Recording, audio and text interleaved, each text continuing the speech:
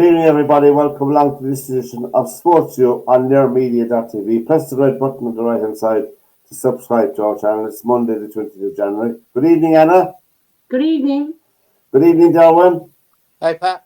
Good evening, Joe, and welcome, lads. Good evening, everyone. We generally start with soccer, and we'll be paying a bit of a tribute to Dennis Law later on in the programme, who passed away over the weekend, And there was a few surprises in the Premiership. Obviously, well, Newcastle, I thought, was a surprise with Bournemouth beating them 4-1. Liverpool left it late, but Nunes came up with 2 goals, so they won. Fulham beat Leicester City 2-0.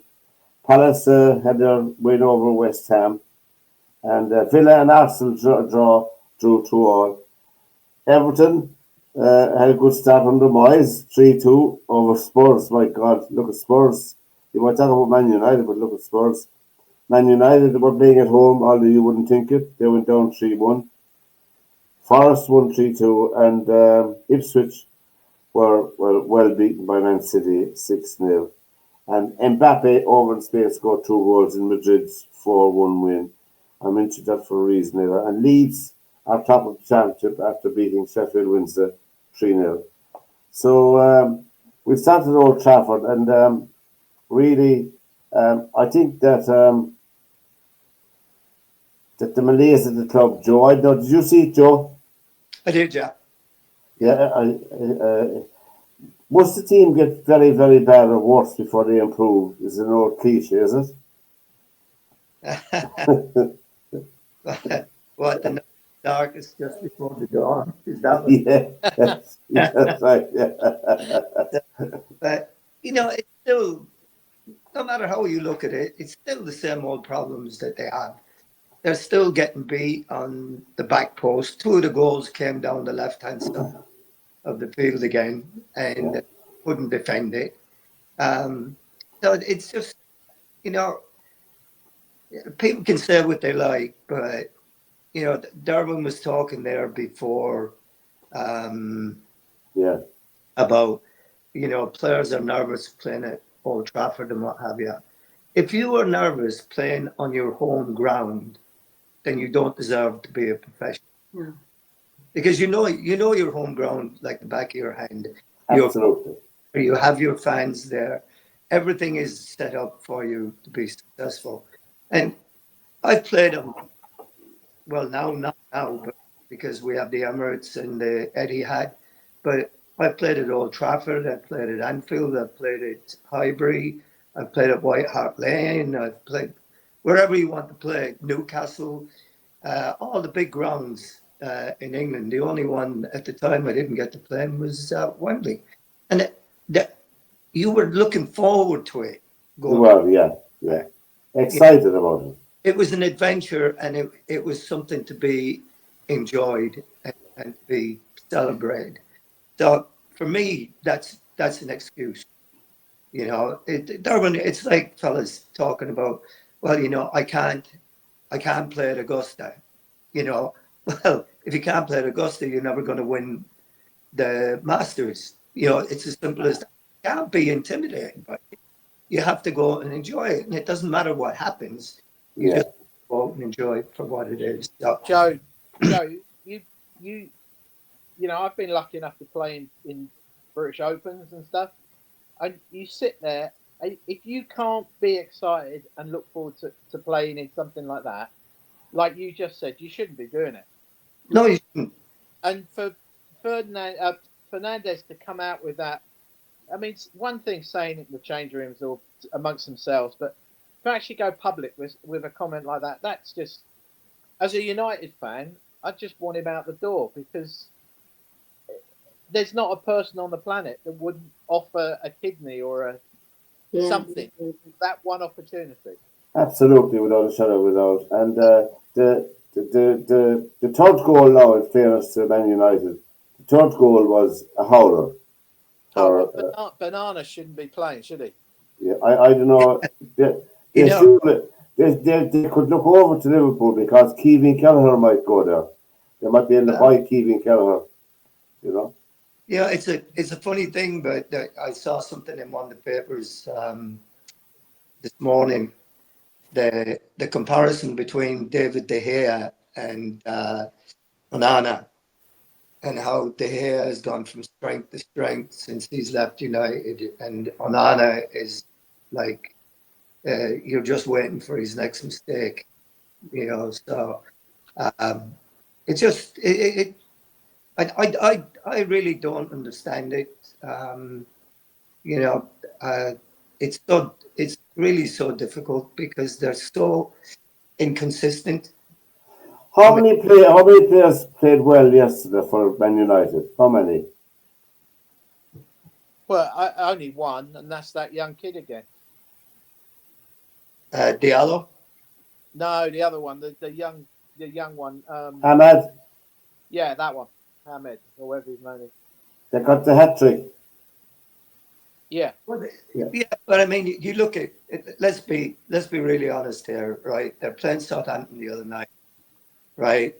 If this kid doesn't come good, and the Southampton fullback for the third goal has a bit of a nightmare in that, but that wasn't a great performance by him by any means. No, I mean, they're getting No. lucky so many times. Yeah, I mean, this is not like Liverpool yesterday beating Gillingham 2-0, and they were lucky to do it. Liverpool played well yesterday. Liverpool played great against Forest the other night, and they pulled it back and they nearly won the game. Yeah. I didn't think it could get worse after Ten Hag, but it has got worse. And I'm not saying it's his fault. The manager. No, but I think that United team that he has, and I'm not an expert, that United team that he has are not capable of playing three at the back. They do not have the players for it. The three at the back is an absolute appalling setup. I think De Ligt's a good player. I'm not sure he's going to be great with Maguire next to him, because Maguire played him onside for the first goal. He did, but I thought Maguire had a solid match overall when you look at the team. Not fast, is it? If you got three at the back, you need three fast, big lads, don't you? They don't have the team to play three at the back. That's the problem. They're 4-4-2 and stick to that. Like what Danny Murphy said on Match of the Day last night was really interesting, because he's saying the gap between the fullbacks and the midfield is just too big, and they don't know whether to go, come back, stop, stay, stick. They don't know what they're doing. And every example he gave last night on Match of the Day, they were all over the place at the back. Yet I get so frustrated with it, because I just don't get it. I can't understand how you can have that many internationals in a team and none of them seem to want to play. Well, I don't think it's that they don't want to play. I think that they've got too many square pegs in round holes that to do it.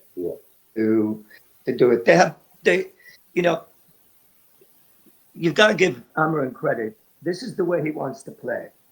And the same could have been said for Klopp when he first went to Liverpool.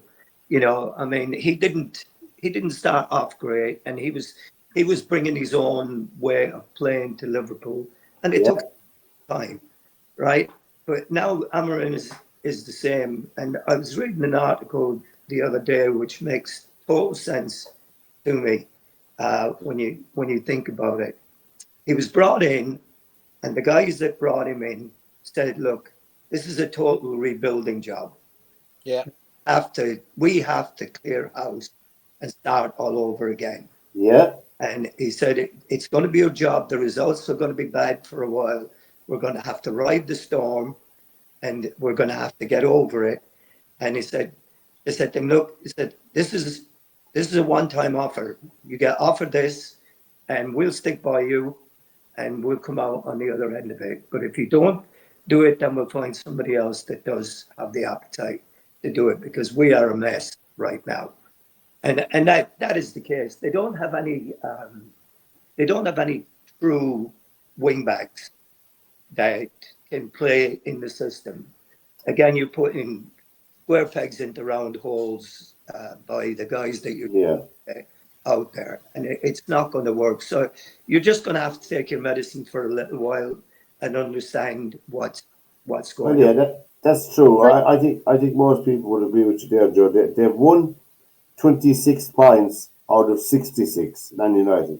26 points out of 66. That's a sobering thought to look at those, you know. But you know, if you look Sorry, at Anna, go on. it, hi, if you look at it, we'll say, they're at nearly going down to relegation stage, and that manager will be probably sacked as well, and that's 4 managers in less than 3 years. So it can't be always the manager's fault. No. You know, but they're not given. We say, like, you know, the first manager they sacked, he was a nice man. They didn't give him time to rebuild, and if they don't keep on a manager and give him time to rebuild, this is going to continue because it's the same team anyway. Yeah. You know, and you know that. Go and be replaced. And the funny thing about it is they're the number 1 club for the sale of merchandising in the Premiership. Yes. Still, no matter what. You know, there was nearly 80,000 there yesterday. Yeah. I mean, they're still the biggest draw. Oh yes, they are. Could you imagine what would happen if they were winning? Exactly.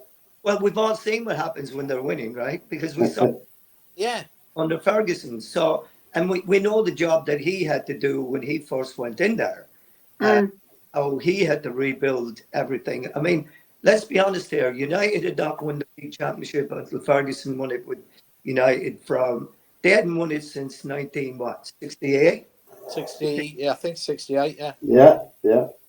So that was the year that they won the league, and then they won the European Cup in the next season, kind of thing. Yeah. So, you know, it was. And how many managers did they go through then? Quite a few. They went through a few. You talk about, there was Wolf McGuinness, there was Frank O'Farrell, there was Tommy Docherty, Ron Atkinson, Dave Sutton, Ron Atkinson. Did I miss anybody in between? And not one of them could win a league championship. No. You know. And Ferguson was up in Aberdeen. Was it Aberdeen? Yeah, he was up in Aberdeen. Yeah. Where Dennis Law began. Where he was from. Dennis Law himself. But very very similar thing happened there. Bobby Charlton and Martin Edwards went up and interviewed Ferguson and got Ferguson's take on what he wanted, what it was going to take to rebuild United and get it to where they wanted it to be. And it's pretty much exactly like they're talking about now. I think Amarin has to be given at least 5 or 6 years there anyway. For sure.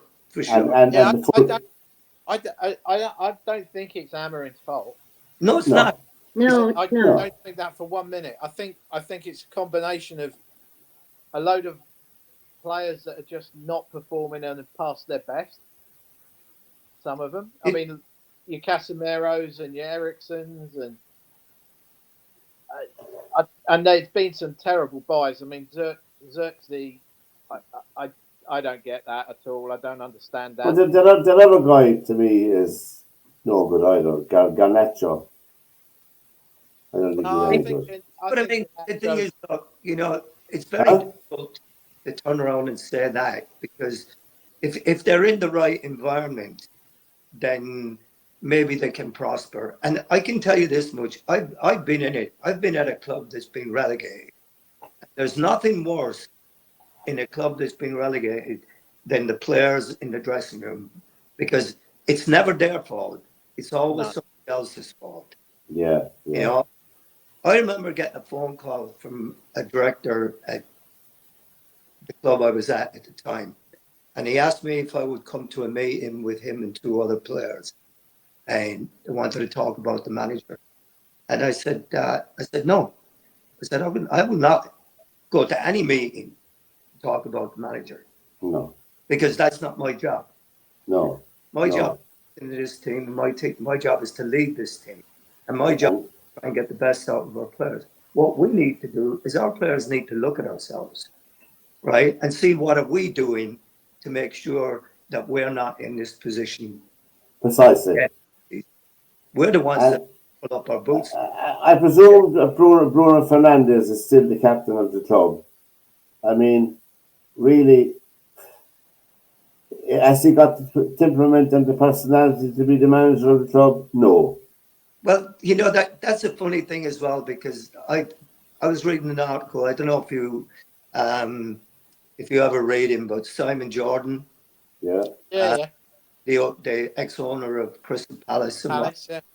Yeah, and I kind of could take him or leave him to start off with. I've seen him on a couple of podcasts, but I've recently started reading him and listening to what he actually has to say, and he had an interesting take on it, which I kind of tend to agree with. Is that Bruno Fernandes is a product of his generation.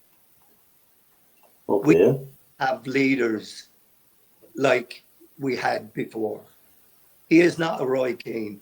You look at Liverpool, and you look at Van Dijk, right? Van Dijk against United is ripping Trent and some of the other guys for not getting back on defense. All through the match. Yeah, all through, and it's talking to guys, telling them what they've got to do, get this done, get that done. And at United, you don't see any of that happening. No. The one guy that used to do it, Harry Maguire, they tried to destroy him. Took the captain's armband off of him, and now where's the leadership gone? There's no leadership there. After the weekend, Liverpool.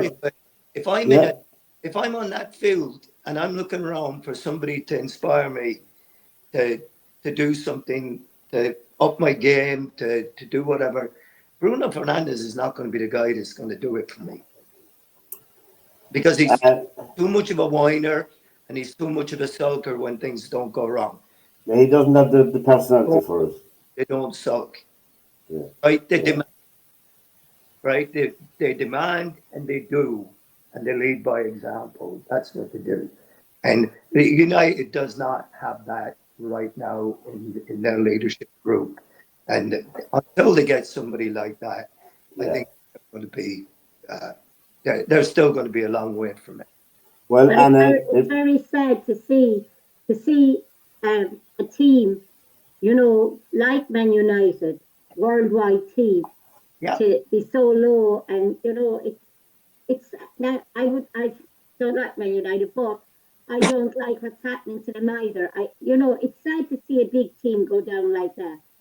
Liverpool, and it took Liverpool a good while to win the league championship as well, but nevertheless, they always try to do the right thing, in the club, for the club. The one thing about them I've seen this year, they don't give up. No. They play 90 minutes, and they all play that 90 minutes. They're top of the league. And people will be saying, get rid of Nunes and this. But Nunes, it isn't right. He misses goals, I know that. But he has an awful lot of assists going in when he is on. And I think, I wouldn't like to see Nunes gone. I think he's good. It's good for the team. And if you look at the Liverpool bench as well, if they take players off, they have those of the caliber to come on that's just as good. And I think you need that, don't you, Joe? Yeah, you do. Yeah. I mean, Liverpool are top now with 50 points. Right. Arsenal and Forest have 44. Man City and Newcastle have 38. Chelsea and Bournemouth have 37. All the Chelsea are playing Wolves tonight in the final match, and it's nearly last 20 minutes.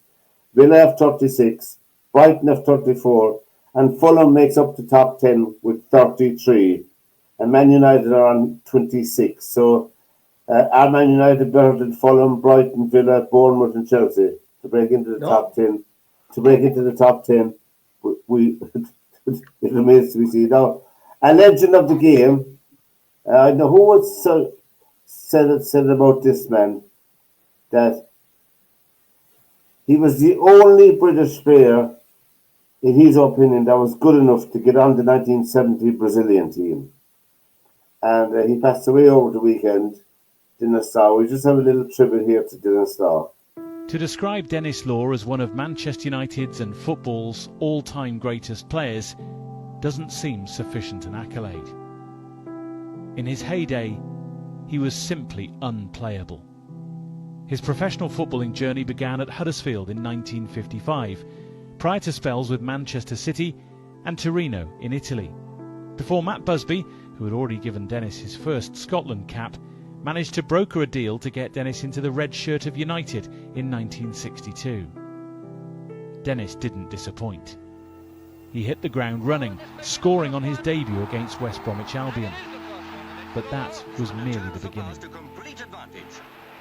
He was to hit an astonishing 114 goals in his first 3 years at Old Trafford.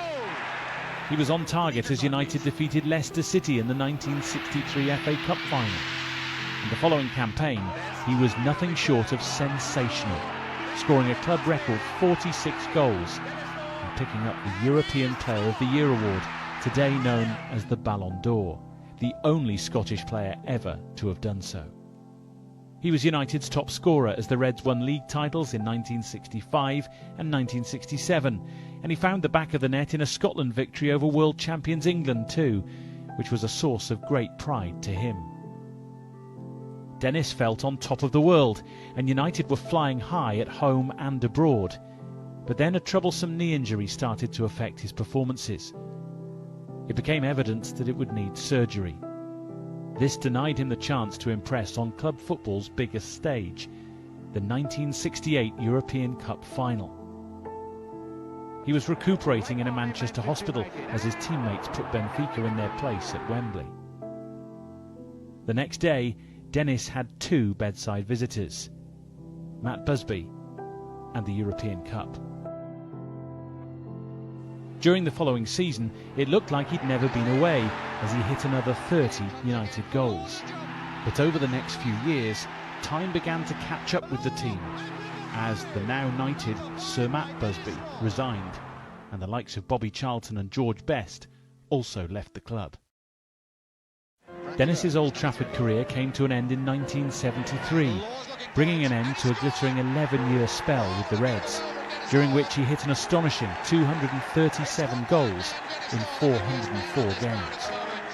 Dennis still felt he had plenty left to offer the footballing world, and he decided to rejoin Manchester City. It was to prove a highly emotional decision. The final goal of his career came towards the end of the infamous 1974 Manchester derby at Old Trafford. Dennis's back heel gave City victory, and at the time, many, including Dennis himself, thought it had also sealed United's relegation. Later results proved that United would have gone down anyway, but Dennis took no pleasure out of what would normally have been labelled as a terrific finish.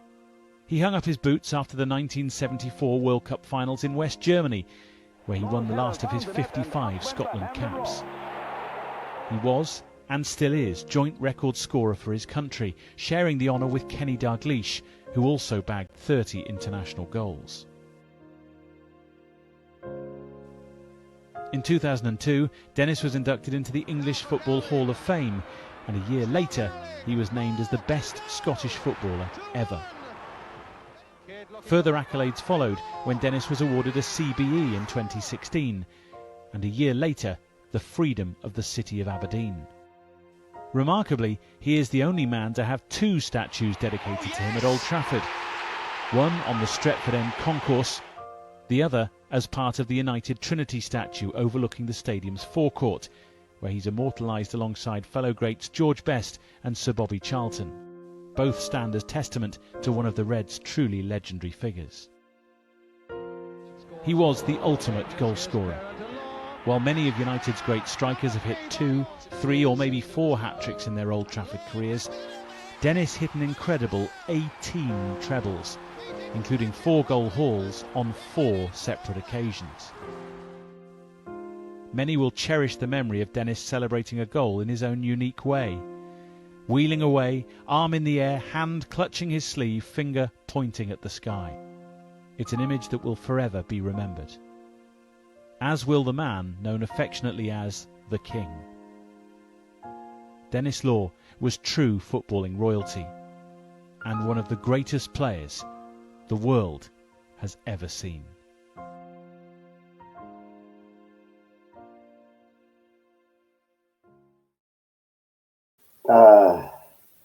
They don't make him like that anymore, Denis Law. Fantastic. Do you see him playing, Joe? I did see Yeah. him. He- I was lucky enough, actually. I saw him play when in 1969 he scored against us. I was 15-year-old, and we were playing United at Old Trafford, and the club took us up for it. It was the last game of the season, and we had to win, I think, to stay in the first division. And unfortunately, we lost and got relegated. And then Dennis scored in that game, I believe. I also saw him play. I think he played against Waterford in the European Cup. oh, yeah. You're right. You're right there, I think. You know when he backheeled it in there when United got relegated? Yeah. Yeah. You know he walked across to the bench and asked to be pulled off, Yeah. and they took him off, and that was the last time he played football for City. Yeah, he played City for 73, 74. I was down here. And he played for him again in 1960 and 61 for a season. Man City, that is. He got 21 goals the first time. He got, how many goals he got the second time? But he got 171 goals for Man United in their league matches between 62 and 73. I mean, it was an astonishing haul of goals when you consider the state of the pitches that they were playing in. They were playing in mountains of muck, half for most of the season, and you could get kicked off the pitch as well. So when you look at the atmosphere and the way the state of football was then, Denis Law must surely be the greatest British footballer that ever lived. Maybe ahead of Stanley Matthews. He's one of the few British players to win the Ballon d'Or, the European Footballer of the Year. Michael Owen of Liverpool won it. Kevin Keegan won it twice. And the last Man United player to win it was Cristiano Ronaldo. George Best won it as well, didn't he? They had No, George Best never won it. Bobby Charlton and Dennis No. Law in the 60s. Yeah. Oh, I don't know what year but George Best won now. But anyway. It's funny you're talking about that, Pat. Alex Ferguson was talking about Dennis, and Dennis's nickname was the King. He was the King of Old Trafford. And Ferguson said, what an accolade that is when you think that he played in the same team as the greatest English footballer of all time, Sir Bobby Charlton. And Sir Bobby and George Best were not the Kings. Denis Law was. Yeah, absolutely. I mean, those three players together was just. It must have been terrible talking out against them and looking across at Law, Best, and Charlton. You say to yourself, "What am I doing here? Why wasn't I sick today?" It Huh? must have been some team with those kind of players. But it was a different kind of soccer then as well, wasn't it? Oh, it was, yeah, it It was. was a tougher game. It was very tough to be It playing was a soccer. contact sport then, wasn't it? It was, yeah. And they weren't worried about whether they had enough hair gel in their hair for the cameras, And it's really gone. And There was a lack of tattoos as well. oh, please don't stop me with that. There'll be no soccer player on my team with a tattoo. That's visible. I'd say it like that. Anyway, our mullets or anything like that. Straight back and sides, and that's it.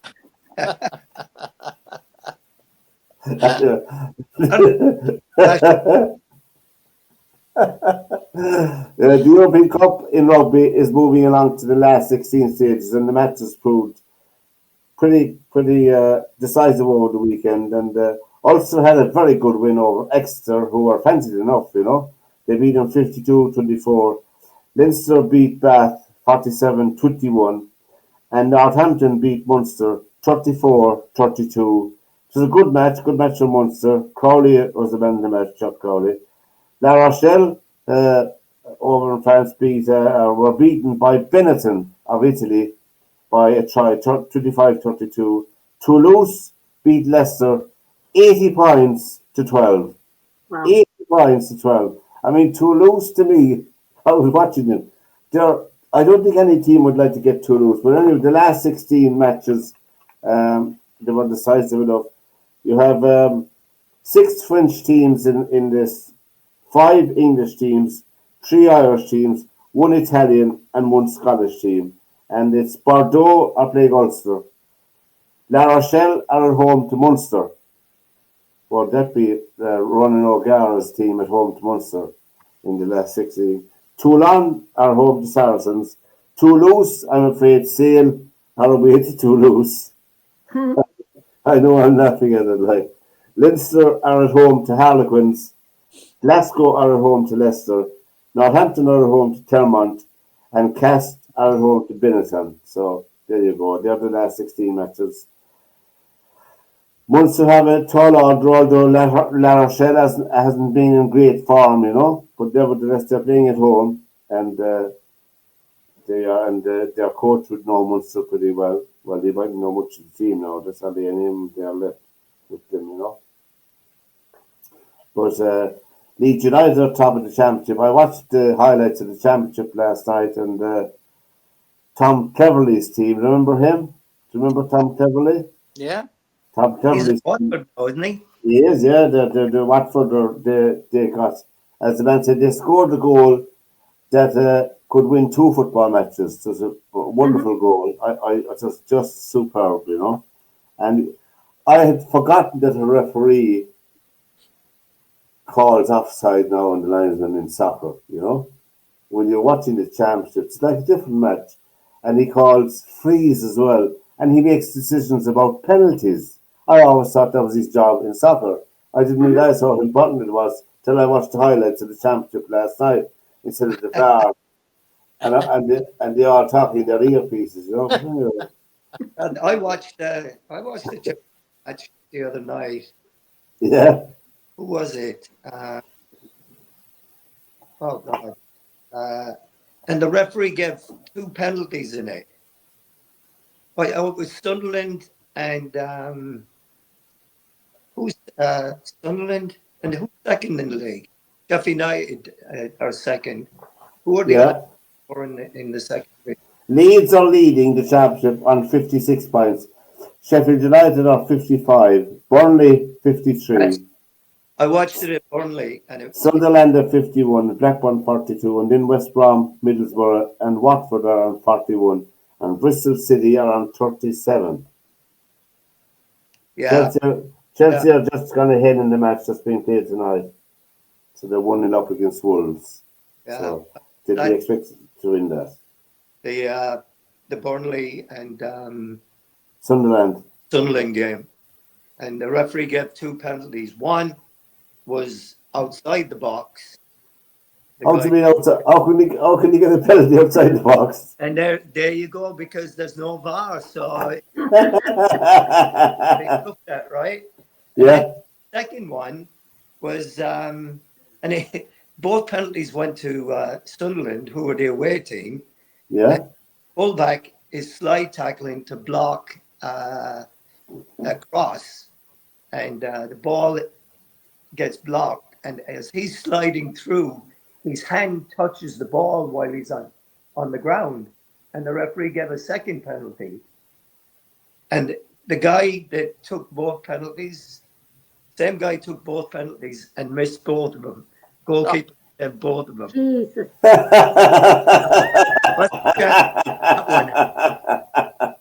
That's a good one. I missed that though.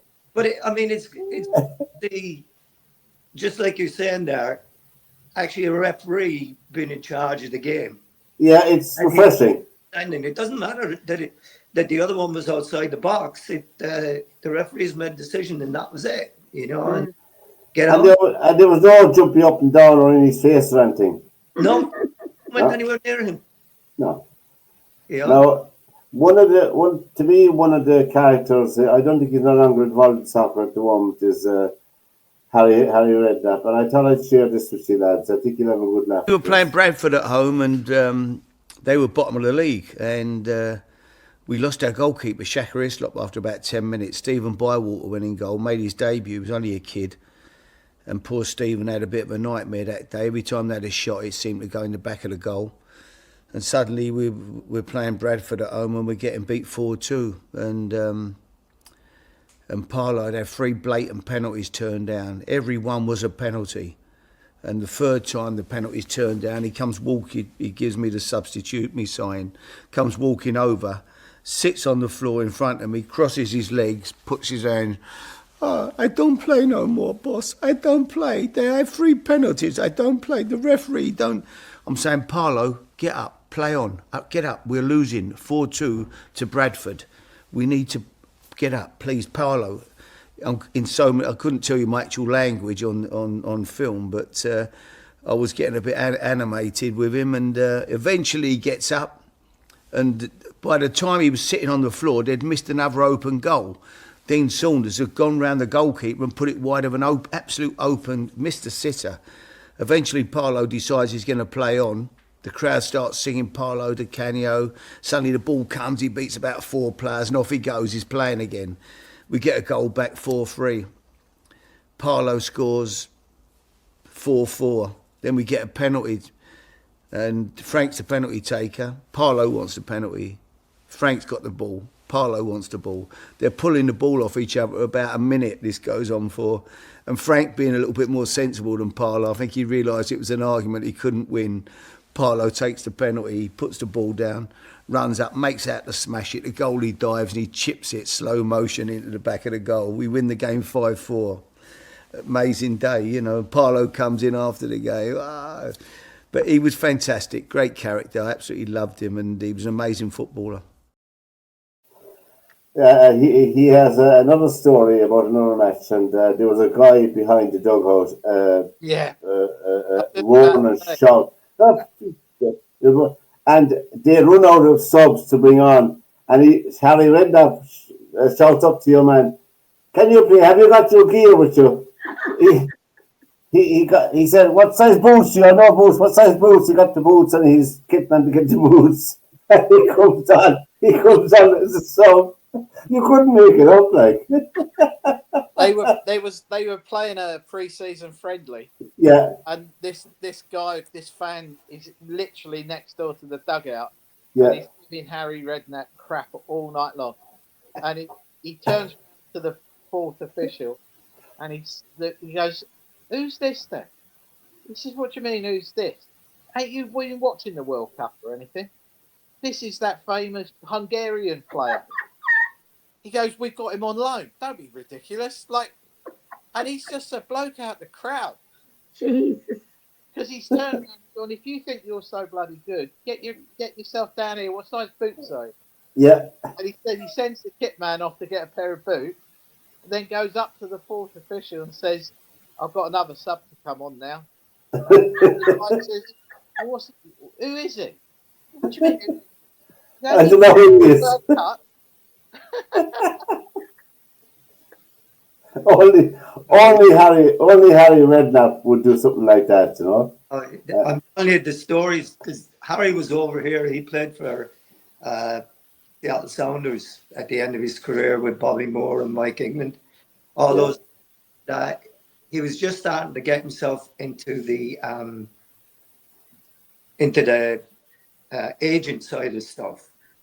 So he had 4 young lads that were playing for Sounders, and he brought them over, and he was getting them trials at different clubs, and he got them over, and he got them into digs into a hotel, and he got them a car.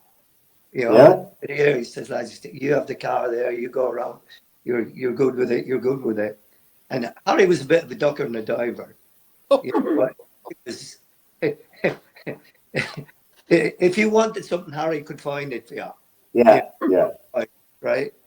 So the lads are there anyway, and they're driving around, and the next thing, Harry shows up at the goes up at the digs that the lads are staying in. And he said, I need the keys for the car. And the lads are going, why, Harry? Why do you need it? He said, I've just sold it. And the 4 boys are going, well, Harry, how are we going to get around? He says, there's lots of buses out there, boys. Have I ever Going around London, not know. have I ever told you the Les Ferdinand story? No, So I did hear it, but go on. I'm playing golf with Les Ferdinand, and Les Ferdinand's girlfriend at the time was his agent. Yes. And another lad from the club playing with us, and we're having breakfast in the clubhouse, and Sky News is on the TV, and he'd just taken over Queen's Park Rangers. Yeah. And he's gone, and our backroom staff, our striker coach is an old favourite round here at Loftus Road, Les Ferdinand. And I turned around to Les Ferdinand like that and going, you kept that quiet? And he's gone, I don't know anything about it.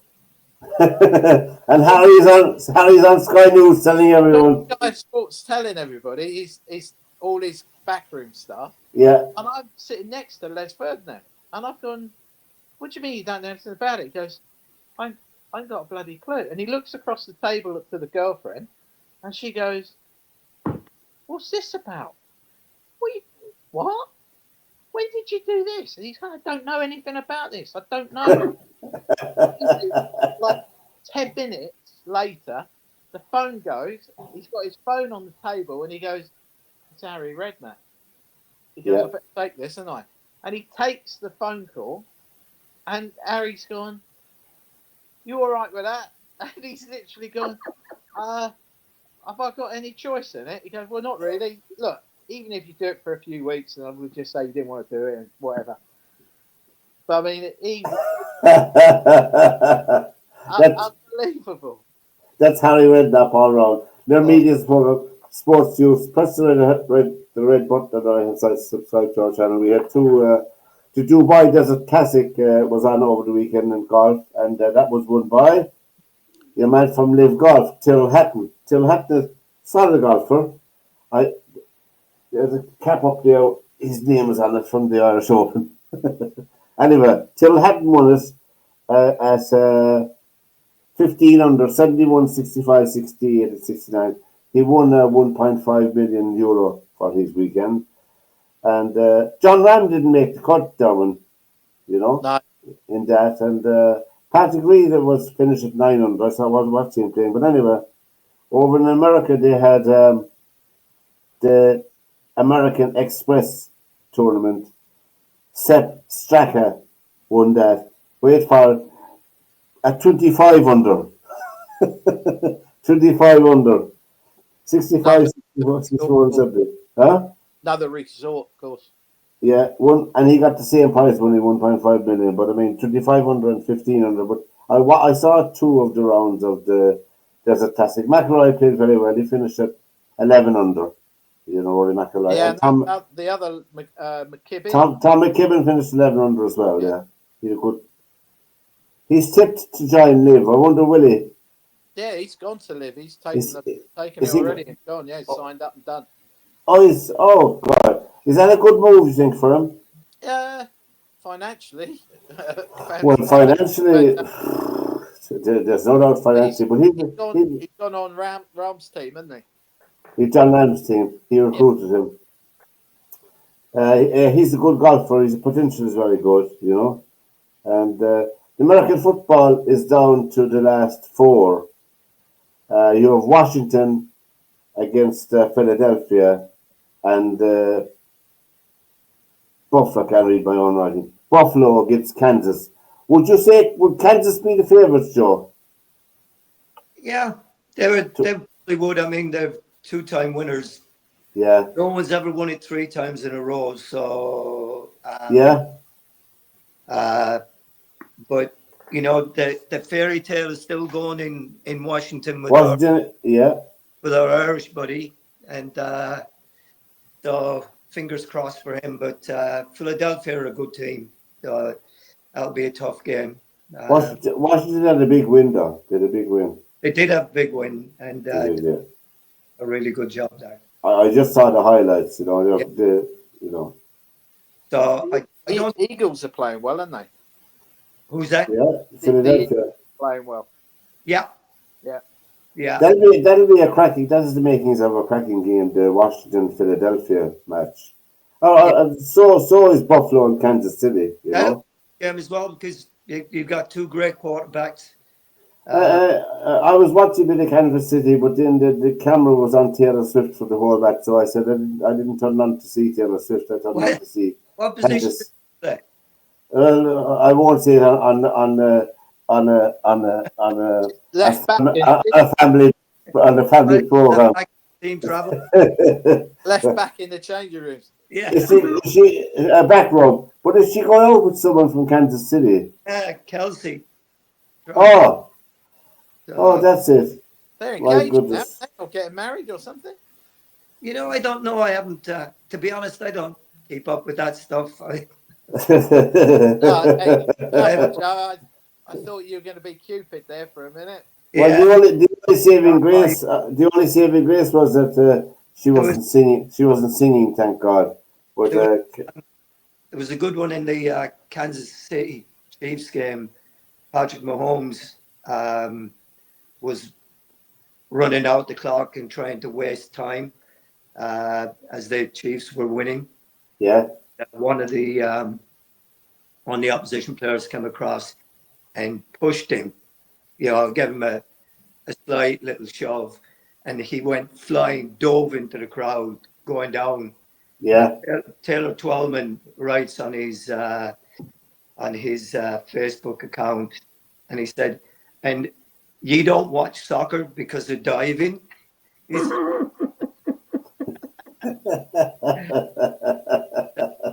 Finally, Maroon got one back at him. You know, so it's everywhere. The diving. Yeah, it is. Yeah, it's a disease, and well, I thought yesterday a few of the Brighton players I thought really pushed it to the limit in the match, in my opinion.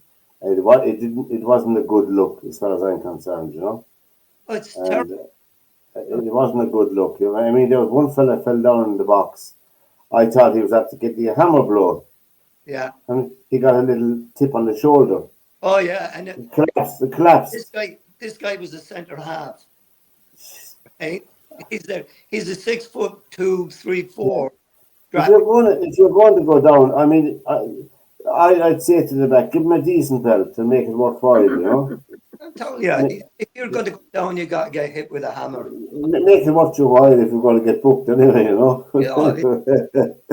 But it wasn't a good look yesterday. They don't need this. There's no need to do that, you know. I can tell you this much: it's very easy to eradicate. If Now the player that got sent off for against Crystal Palace, I thought was very harsh.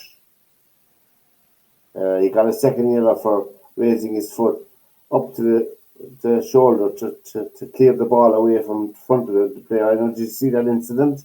Yeah, that. And his boot just hit the side. Grazed his cheek there. Yeah, and he was a big man, and he fell down as well. And Monovis or something like that. Mateta. Oh yeah, your man that got sent off was Greek. Oh, that was West Ham, I think, wasn't it? Yeah.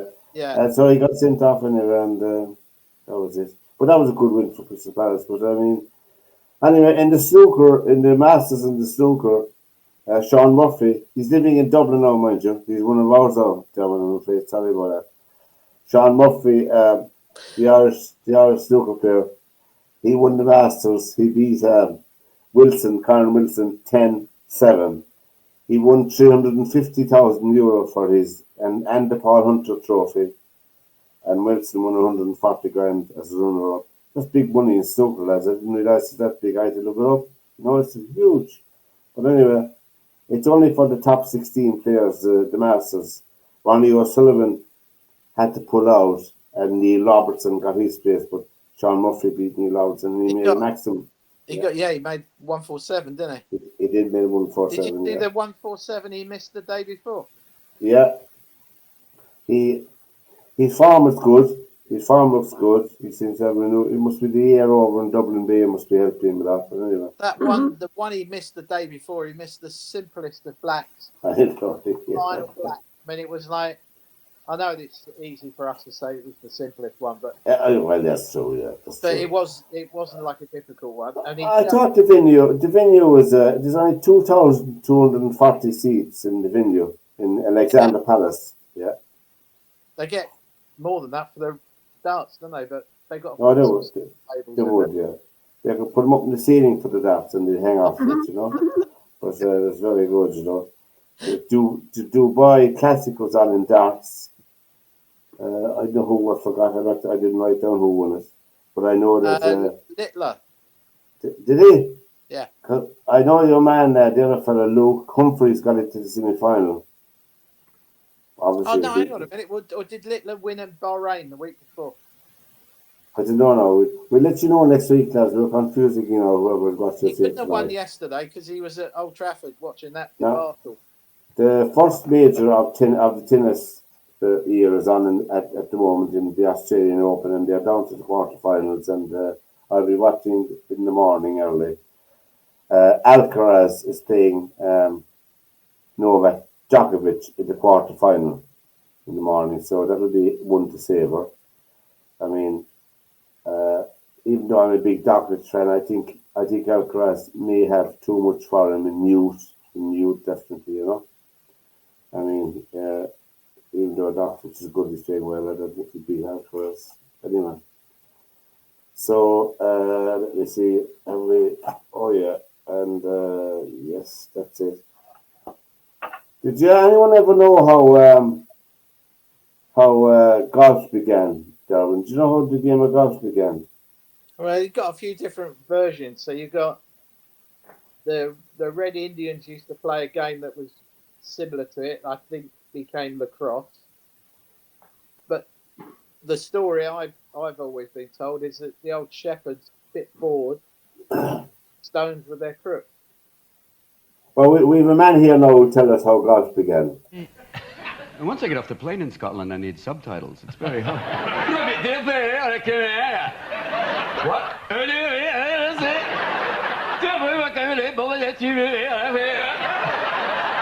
That's how they can invent golf. They can have a couple of Guinness, and then the next thing you know, here's my idea for a sport.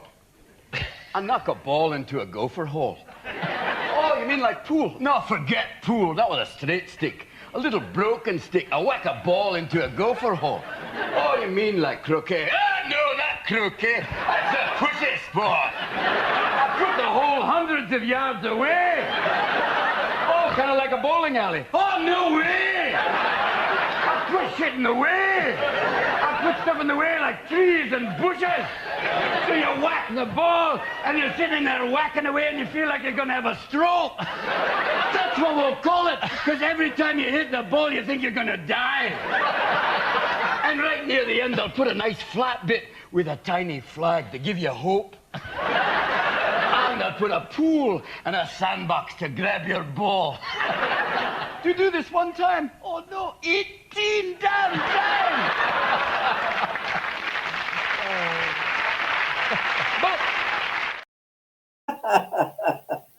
You see that one before, Derwynne, did you? Yeah, if you want to watch a much more live version of that, he does that in one of his shows.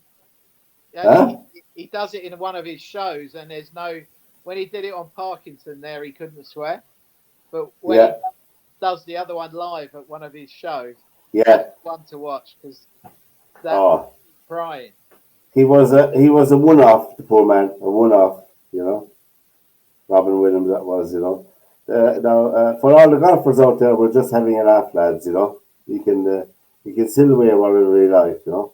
But I suppose it's one way of explaining to people as well. But it's a very popular game. So, Joe, were you watching? You have a new president in America this evening? No. You weren't at the party, were you? I wasn't invited. For Not my You fault, should, but they didn't hit me. you should have let me know because he's the West Clare businessman. That's Hmm? yeah. Is in the White House, so you should have let us know. We'd have organised a seat for you. Anyway, we let them all have each to their own. But for another, so what are we saying? Are we saying that United is a long-term job for Amarin? That's our postscript to tonight's show. It's a Yeah, long-term, I think it's fun. and hopefully they'll give him time to do it. Oh, they'll give him time because you know they've got to stop somewhere and get Yeah, the and I think I mean he's got good ideas and his methods work when he's got the right players for it. You know, so but it's gonna take time and there's gonna be a lot of pain in between. We're gonna have to take an awful lot from the Scousers for a while. yeah, yeah. I think Liverpool are in pole position, and do you think they'll win the league? There's Mind nothing won yet, Joe. Take it one no, game at a time. There's 6 points ahead I of the want others, and they've got a game in hand. They yeah. can win that game in hand. There'll be 9 points ahead. You know, if they can keep scoring. They're, But they're, what I find with them this year, they're actually working, as I said, they'll work that 90 minutes. They don't give up. Like, like some teams, they never give up. And it showed that when Nunes scored in the 92nd and 95th minute. Right. You know what I mean? They didn't give up. And I suppose that's the sign of a good team, isn't it? It is a sign of a good team. yeah. Team, the lads coming off the bench doing a great job for you. Yeah. As they did with Nunes weekend, scoring 2 goals off when he came on, and then Curtis Jones having that, and Tsimikas. Liverpool have got a pretty decent deep squad once they get all their guys back fit. Yeah, and he's thinking. I mean, before you'd say if they were bringing on a sub, you'd say, "Oh God, not him." Yeah. But now those on the bench are as good as what's playing. They have. You even watch. You watch Allison, and then you have Kelleher, and to me, Kelleher could be on any Premiership team. He's good enough. Yeah, I mean, Man United could do with him. When Allison was out, I mean, he kept them there the whole time. He had some saves. My God, you couldn't believe them. He took them off the line. He's a very good keeper. Yeah, he should be good. He's from Cork, Hannah. But he is,